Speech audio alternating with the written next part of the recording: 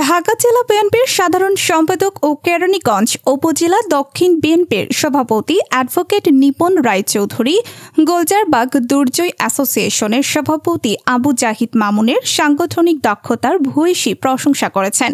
গত 25 অক্টোবর শনিবার সকাল 10টায় কেরানীগঞ্জের জিঞ্জিরা কেন্দ্রীয় ঈদগাহ প্রাঙ্গণে কৃতি শিক্ষার্থীদের সংবর্ধনা অনুষ্ঠানে প্রধান বক্তার বক্তব্যে নিপন রায়চৌধুরী বলেন, আবু জাহিদ মামুন একজন অত্যন্ত পরিশ্রমী এবং সুসংগঠক হিসাবে কেরানীগঞ্জে নিজের জায়গা তৈরি করে নিয়েছেন।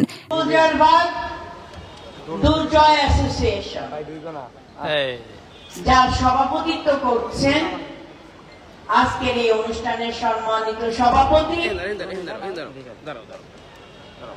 আবু জাহিদ মামুন সহ এই গোলজারবাগ দুর্জয় অ্যাসোসিয়েশনের সকল সদস্যবৃন্দ, আমি আপনাদের সকলের কাছে কৃতজ্ঞতা জ্ঞাপন করছি।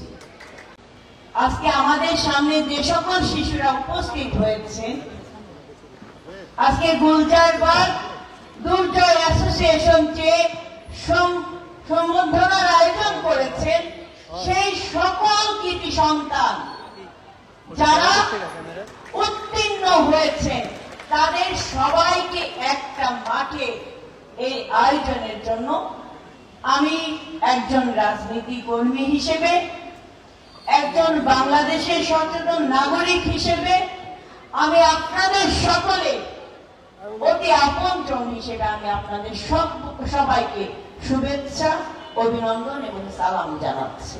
তিনি আরও বলেন, গোলজারবাগ দুর্জয় অ্যাসোসিয়েশন যেভাবে সাফল্যের সাথে সামাজিক ও শিক্ষামূলক কার্যক্রম পরিচালনা করছে, তার জন্য সংগঠনের সভাপতি আবু জাহিদ মামুন ধন্যবাদ পাওয়ার যোগ্য।